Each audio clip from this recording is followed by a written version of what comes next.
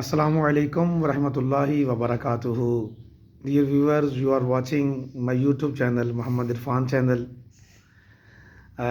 آج ہم انشاءاللہ تعالیٰ سیکھیں گے کہ کچھ لوگ کہتے ہیں کہ خنزیر کہنے سے زبان ناپاک ہو جاتی ہے، تو یہ غلط فہمی کا ایک ازالہ بھی ہو جائے گا۔ ویسے کسی کو اس طرح جیسے سب و شتم کیا جاتا ہے گالی دینے کی صورت میں، ایسے نہیں کہنا چاہیے۔ جیسے بعض لوگ کہہ جاتے ہیں خنزیر کی اولاد، تو we should not speak such is, بلکہ یہ قرآن مجید کی 14ویں پارے کی سورہ نحل ہے۔ نحل کا معنی شہد کی مکھی بھی ہے، اور سورت جو ہے نحل کی 115 نمبر آیت میں اللہ تبارک و تعالیٰ ارشاد فرماتا ہے انما حرم علیکم المیتۃ والدم ولحم الخنزیر۔ تو الخنزیر کے اندر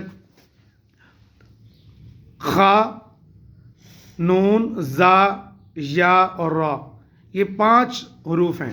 تو اگر 5 حروف ہوں تو اگر اس کو ملٹیپلائی کریں، کیونکہ قرآن مجید میں نبی کریم صلی اللہ تعالیٰ علیہ وسلم کا فرمان علی شان ہے کہ قرآن مجید کا میں نہیں کہتا کہ الف لام میم ایک حرف ہے، بلکہ الف ایک حرف ہے، لام ایک حرف ہے، میم ایک حرف ہے۔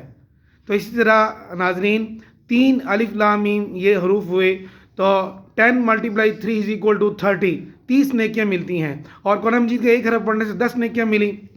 تو اگر ہم یہ الخنزیر ہے یا خنزیر، تو 50 نیکیاں ہمیں ملتی ہیں 5 حروف کی نسبت سے، کیونکہ 5 × 10 = 50۔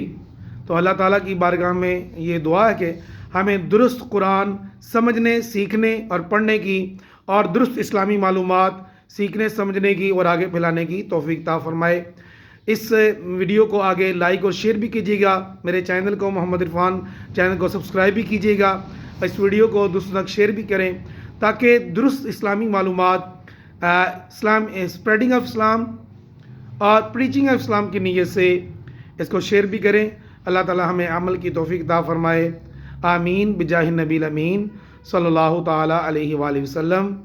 السلام علیکم ورحمۃ اللہ وبرکاتہ۔